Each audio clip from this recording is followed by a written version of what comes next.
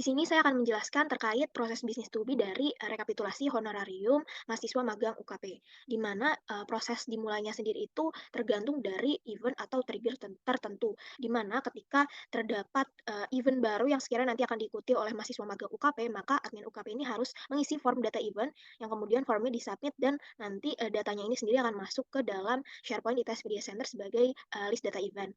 Kemudian pengisian data event pun selesai. Nah, di sini untuk mahasiswa, yang masuk ke ITS Media Center sendiri itu akan mengisi form data mahasiswa, kemudian formnya akan disubmit dan akan masuk sebagai list data mahasiswa ke SharePoint ITS Media Center. Nah, di sini juga terdapat, event based gateway lagi, di mana ketika mahasiswa itu mengikuti sebuah event, maka ia harus mengisi logbook yang, diambil datanya itu diambil data event dan juga data mahasiswanya dari SharePoint ITS Media Center.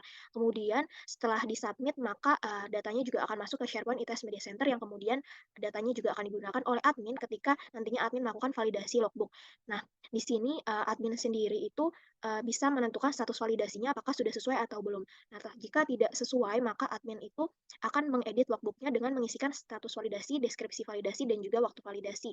Dan apabila sudah sesuai, maka admin akan mengisi status validasinya sudah validate, kemudian juga deskripsi dan juga waktu validasinya, kemudian datanya akan disimpan ke SharePoint ITS Media Center. Nah, mahasiswa sendiri juga bisa atau meminta rekap dari SPJ mahasiswa tersebut. Jadi nanti mahasiswa tinggal request saja dan, dari SharePoint ITS Media Center ini datanya akan dikirimkan ke mahasiswa berupa rekapan SPJ yang berisikan, durasi kerja dari mahasiswa tersebut dan juga honornya. Maka, selanjutnya proses akan, berakhir ketika rekap SPJ diterima. Nah, setelah tadi, admin itu menyimpan data ke SharePoint, nah admin ini juga akan mengirim, rekapitulasi honorarium ke BPP Sekits. Jadi proses itu akan berakhir ketika rekapitulasi honorarium dikirim ke BPP Sekits untuk diproses. Mungkin sekian penjelasan untuk proses bisnis to be-nya. Terima kasih. Saya sendiri.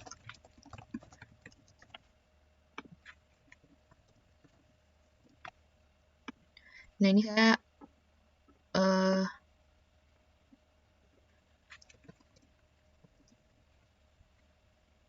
langsung masukkan saja.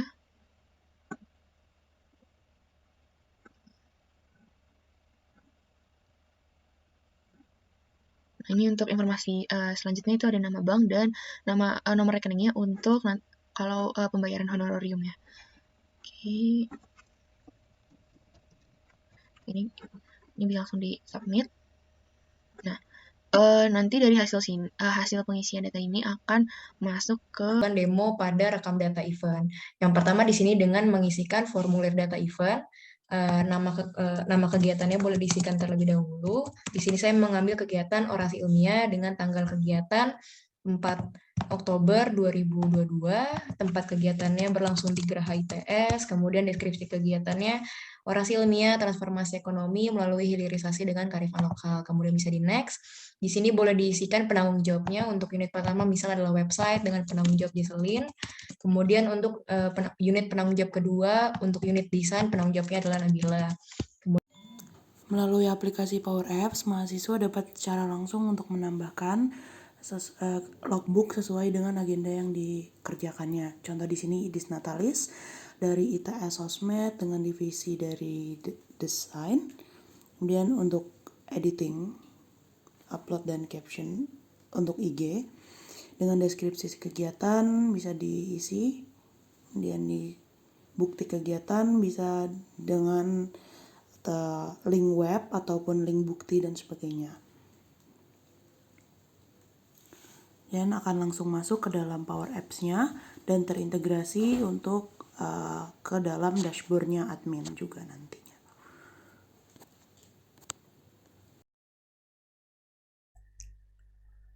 Oke. Nah, selanjutnya kita akan berbicara tentang aplikasi admin. Di sini ini adalah aplikasi untuk memvalidasi logbook-logbook yang ada oleh mahasiswa. Ini sudah terlihat bahwa ada beberapa logbook dan kalau kita pencet salah satunya nanti akan masuk ke halaman detail.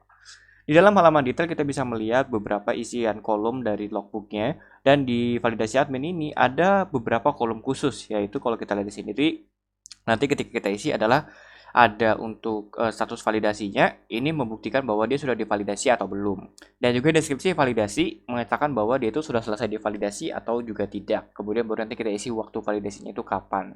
Nah, di sini Untuk proses yang kami usulkan adalah untuk perubahan-perubahan yang perlu dilakukan atau modifikasi itu dilakukan oleh admin itu sendiri. Jadi dia langsung dari unvalidate langsung ke validate, tidak perlu lagi revisi dari mahasiswa, seperti itu. Nah, ini untuk tampilan ketika dia sudah selesai divalidasi. Dan dari sini nanti akan lanjut ke flow-flow yang lain, yaitu untuk ke halaman gaji dan Di sebagainya. sini saya akan mendemokan mengenai melakukan generate laporan logbook tiap unit UKP. Jadi di sini setelah mahasiswanya mengisi logbook, nantinya admin jika ingin mengenerate sebuah laporan bulanan, nantinya admin hanya perlu mengisi sebuah form, yaitu ini, misalkan ingin dibuat laporan bulan Desember tahun 2022 untuk unit ITS Sosmed. Sebelumnya di sini belum ada laporan apapun, nantinya akan di-generate oleh flow tersebut. Mungkin kita perlu menunggu supaya flow-nya bisa berjalan terlebih dahulu.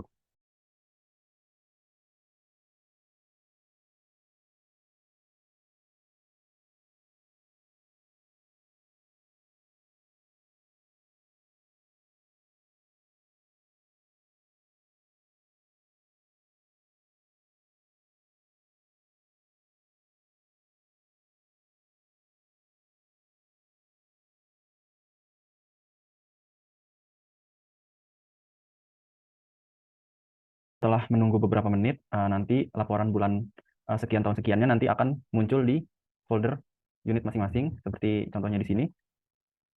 Nanti akan tergenerate untuk laporannya secara otomatis, termasuk untuk tanda tangannya.